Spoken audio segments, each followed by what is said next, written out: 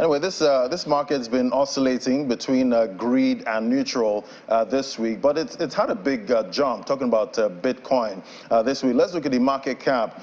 Today is $1.08 trillion, up 2.90%, but away from the above 1.10 trillion we had yesterday with that big jump. Volume traded 9.58% up, and we see Bitcoin dominance sitting at 42.26%. Let's look at the price of Bitcoin this morning, 23,715.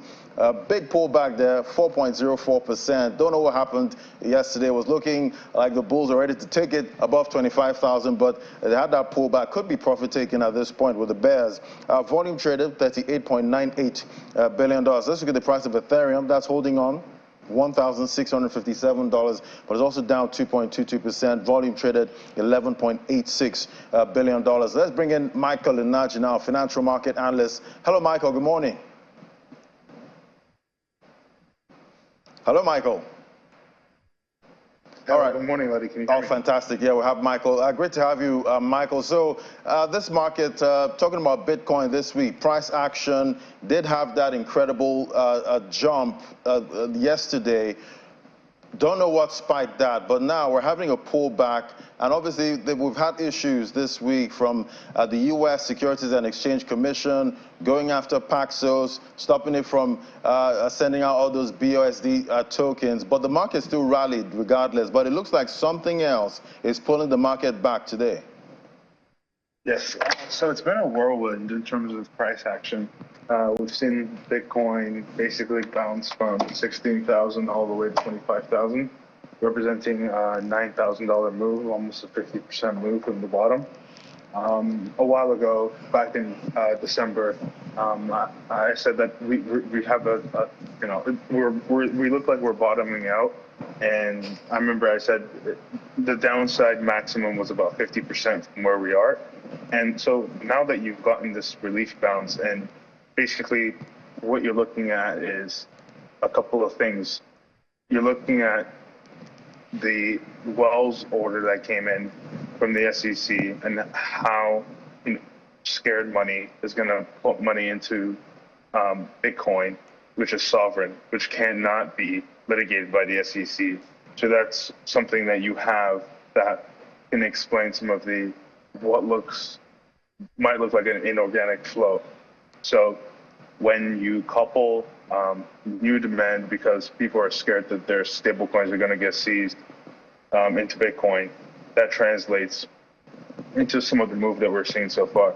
But ultimately, in all technical time frames, it does look like this rally can be sustained as high as 42 to 50K.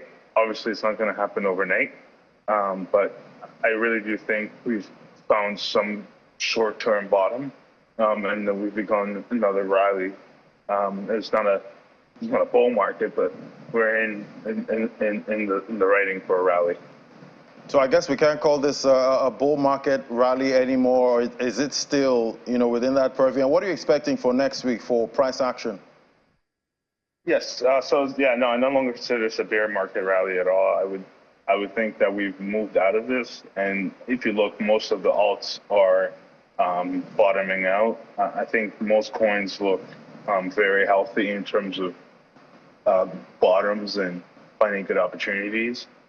I really do think at the end of the day, you have the macro picture, looking better than it was before. Yes, there's talks of maybe another 50 basis points here and there, but the crux of the damage has been done. There's not much more that we can expect.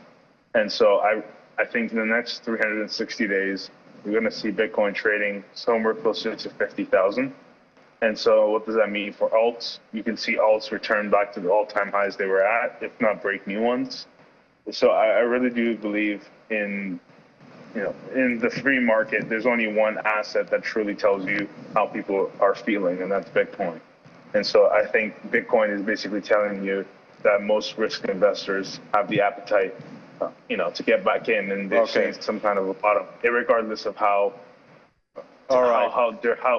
wary it looks, but a bottom looks like it's been formed.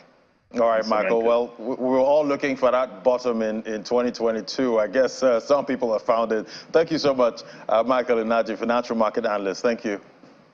Thank you, Letty.